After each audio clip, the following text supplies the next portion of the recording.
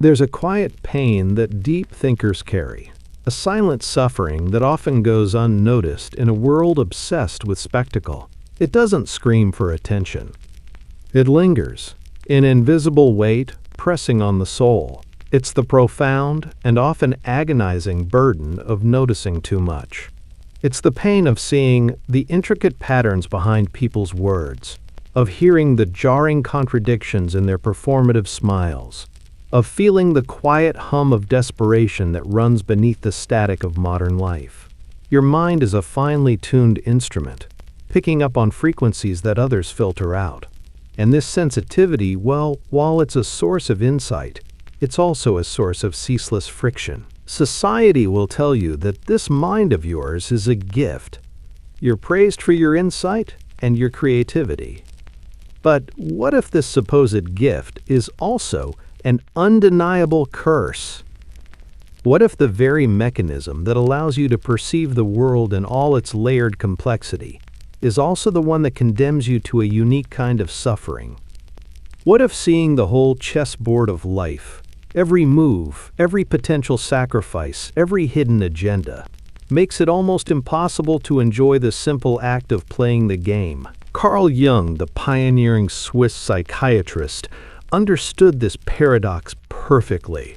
He was a courageous explorer of the psyche's deepest territories, and he knew that the most profound thinkers are often destined to walk the darkest paths.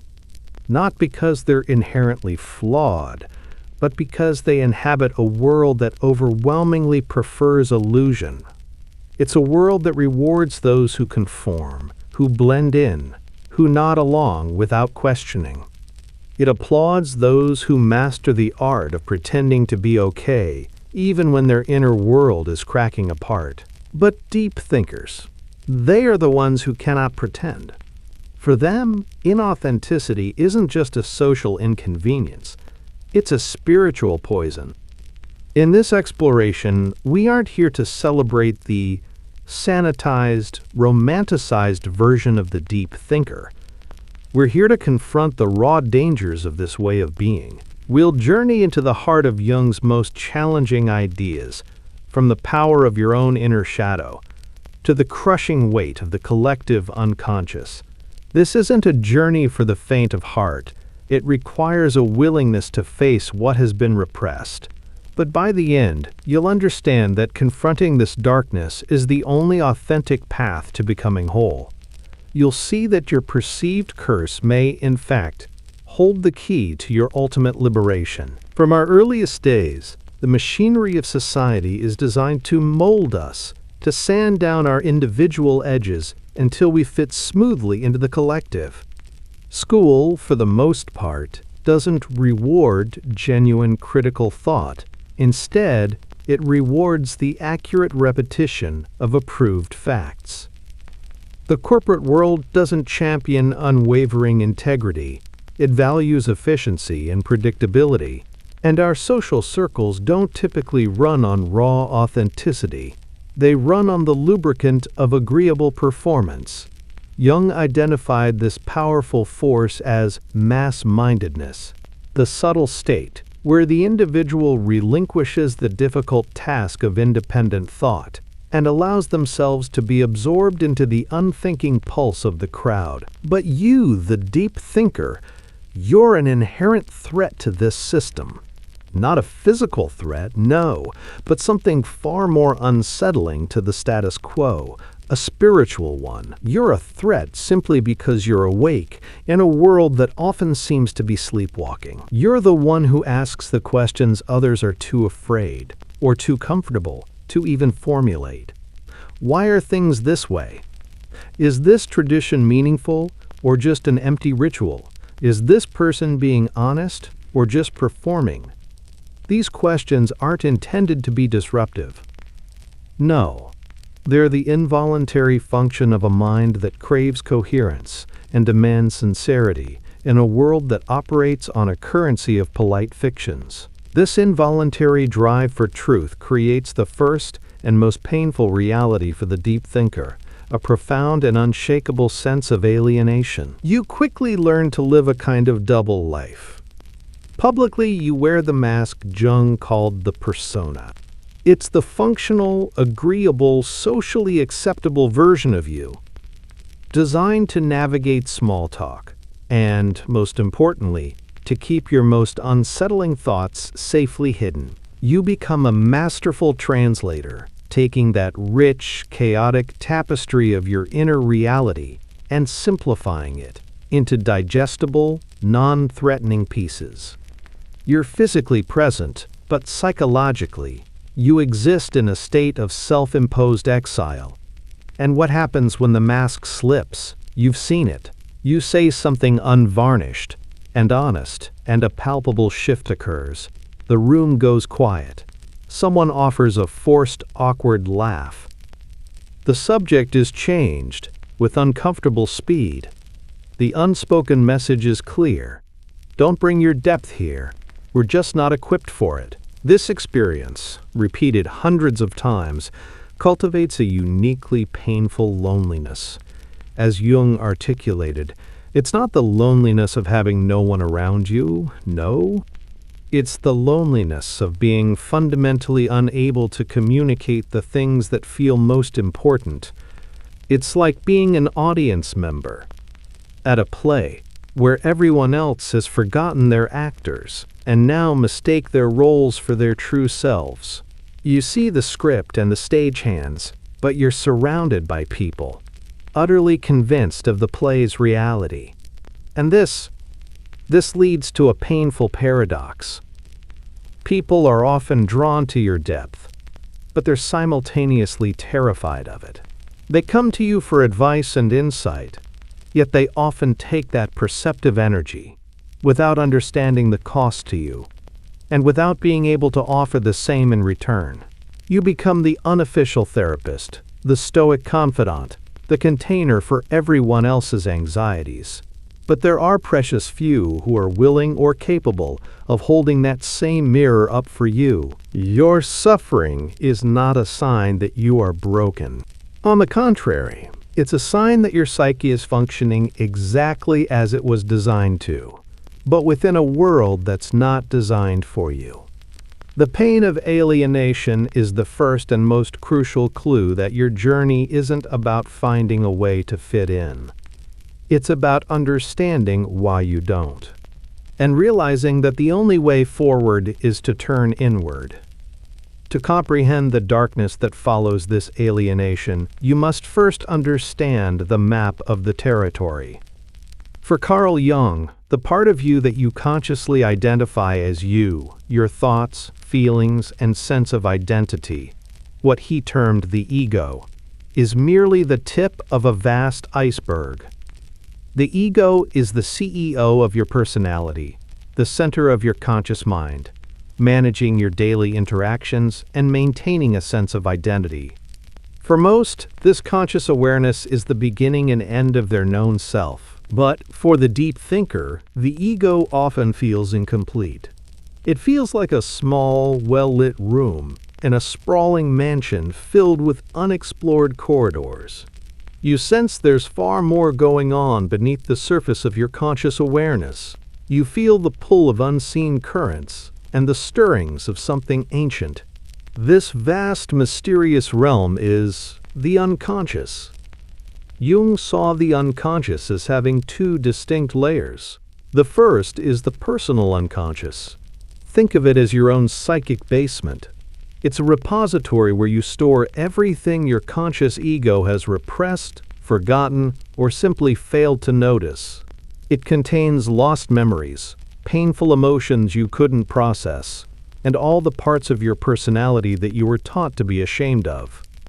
But beneath this personal layer lies something far larger and more profound, the collective unconscious. This was Jung's most revolutionary idea. He proposed that at our deepest level, all humans are connected to a shared, universal psychic inheritance. It's a reservoir of instinctual patterns and primordial images passed down from our ancestors. Jung saw evidence of this in the recurring motifs found in the myths, religions, and dreams of cultures all over the world. The hero's journey, the wise old guide, the nurturing mother, the terrifying dragon. These weren't just random stories. They were expressions of what he called archetypes. Archetypes are the psychic blueprints for core human experiences. They are the innate, universal models that organize how we experience life. When we fall in love, we are in the grip of an archetype. When we confront the parts of ourselves we despise, we are meeting the archetype of the shadow. For Jung, the ultimate goal of life wasn't happiness or social acceptance. It was individuation. This is the difficult, lifelong journey of becoming psychologically whole. It's the process of bringing your conscious ego into a dynamic, respectful relationship with the vast, untamed world of the personal and collective unconscious. It means taking off the social mask of the persona and learning to withstand the power of the archetypes without being consumed by them. This journey is not for everyone. Many are content to live within the confines of their ego and social roles. But for the deep thinker, the call to individuate, well, it's not optional. Your relentless questioning, your painful sensitivity, your profound sense of alienation, that is the call itself. It's the psyche's own demand for wholeness, knocking from the inside. This path, this necessary descent into your own psychic depths, is precisely where the true price of being a deep thinker is paid. Jung was unflinchingly clear. This isn't a journey of imagining figures of light, but of making the darkness conscious. And it's in that formidable darkness that we first encounter the tyranny of the shadow. The first and most intimate darkness you must confront is your own shadow. Jung defined the shadow as the thing a person has no wish to be. It is the repository for everything you consider inferior, shameful, or unacceptable about yourself. It contains your secret insecurities, your unacknowledged greed, your simmering envy, your hidden cowardice, and your primal urges. It's the sum total of all the parts of yourself you've been taught to repress, not only from the world, but from your own conscious awareness. For most people, the shadow remains hidden. They only experience it indirectly through the mechanism of projection. Jung famously stated, "Everything that irritates us about others can lead us to an understanding of ourselves. That person whose arrogance drives you to distraction might be a reflection of your own repressed grandiosity.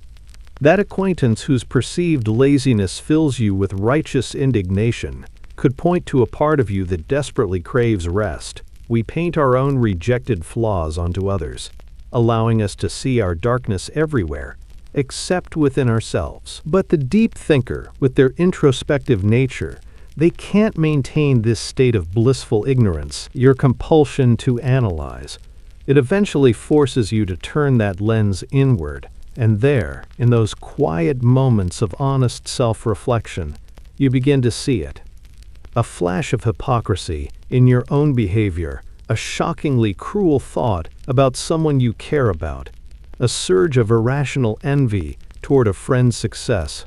For the deep thinker, as Jung noted, the meeting with oneself is, at first, the meeting with one's own shadow. And this encounter? Well, it's genuinely terrifying. To accept the reality of your shadow is to accept that you contain the capacity for real malevolence.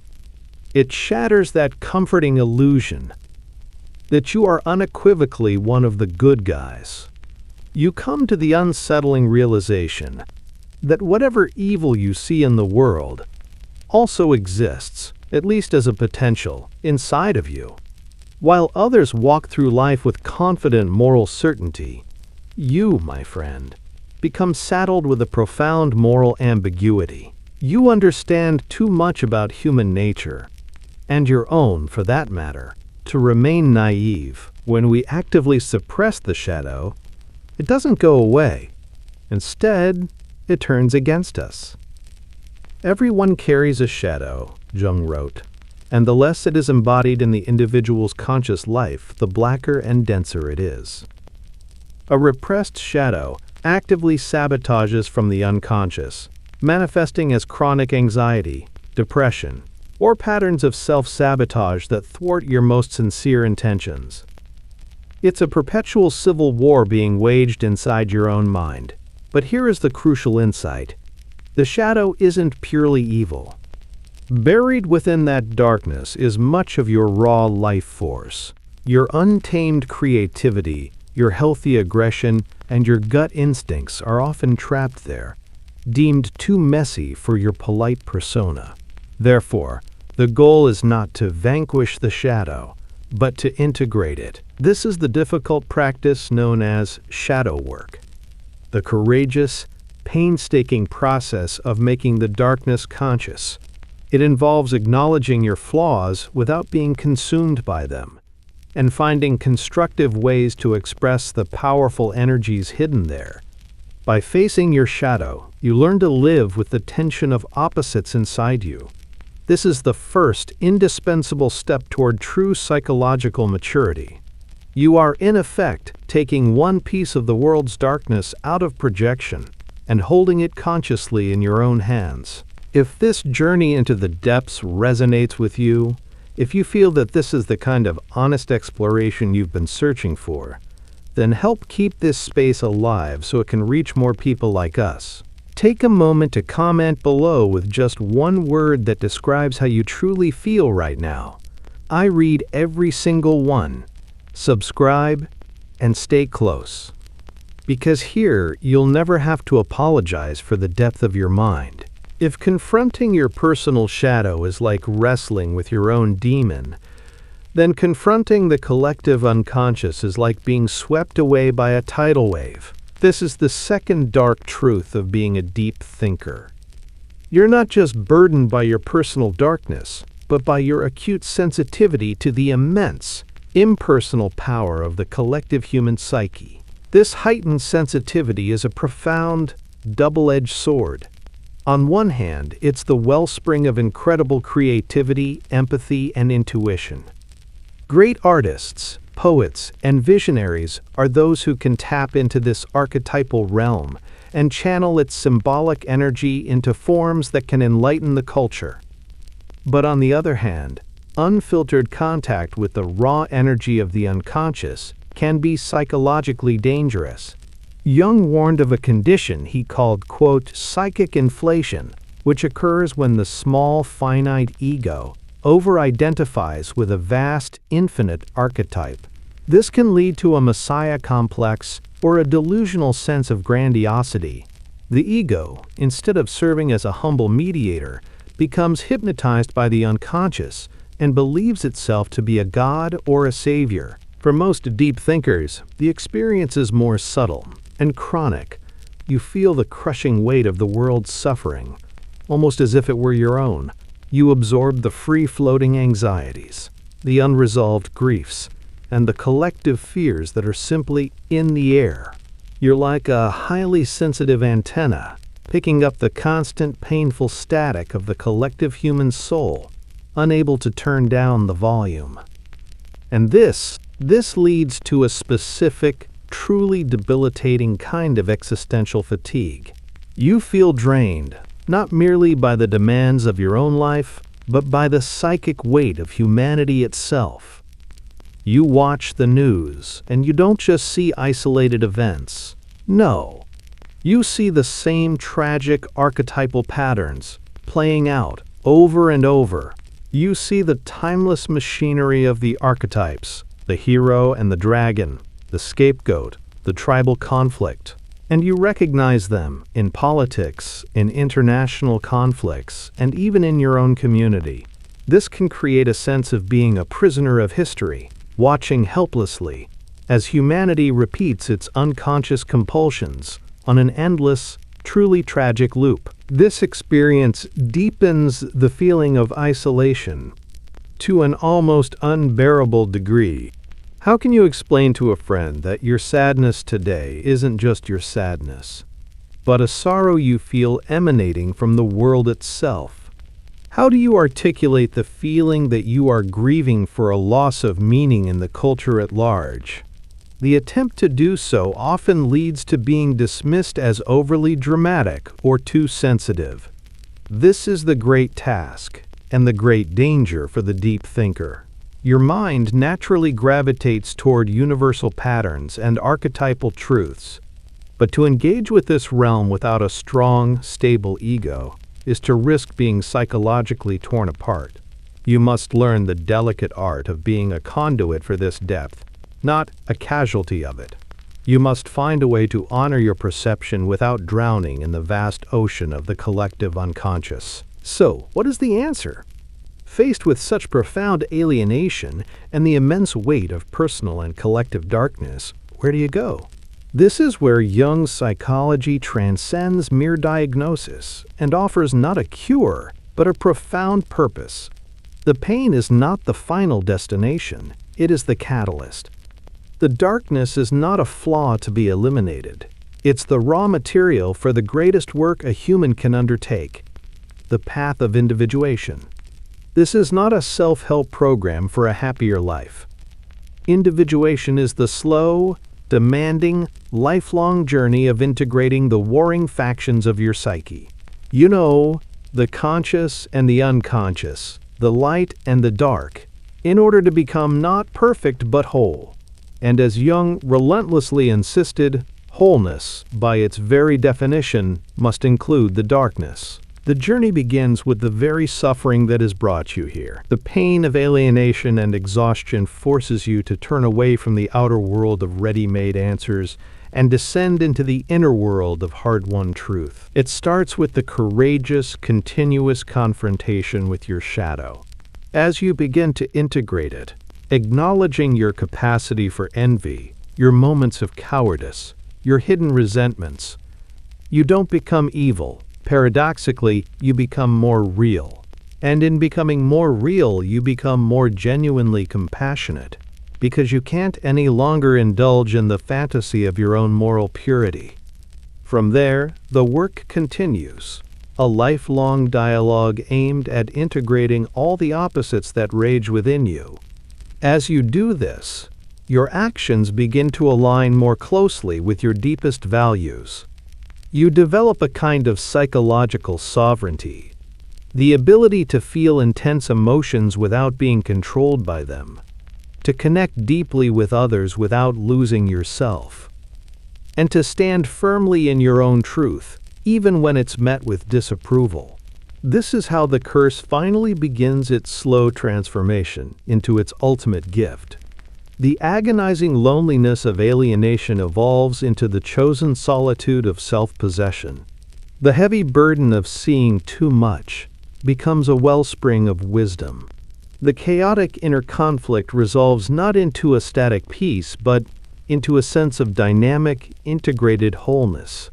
This journey requires you to step away from the tribe to find yourself. But the goal is not permanent isolation.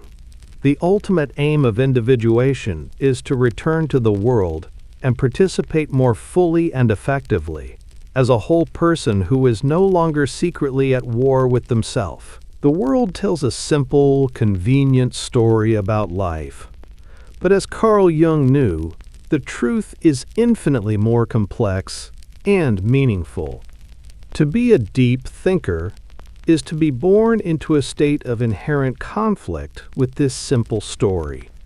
It is to live with an isolating vision and to be saddled with the lifelong task of confronting your own inner darkness. It is to be uniquely and painfully sensitive to the psychic weight of human history, reverberating in your own soul. These are the dark truths of this path. It is not an easy one. But it is crucial to understand that your suffering is not a sign that you are broken.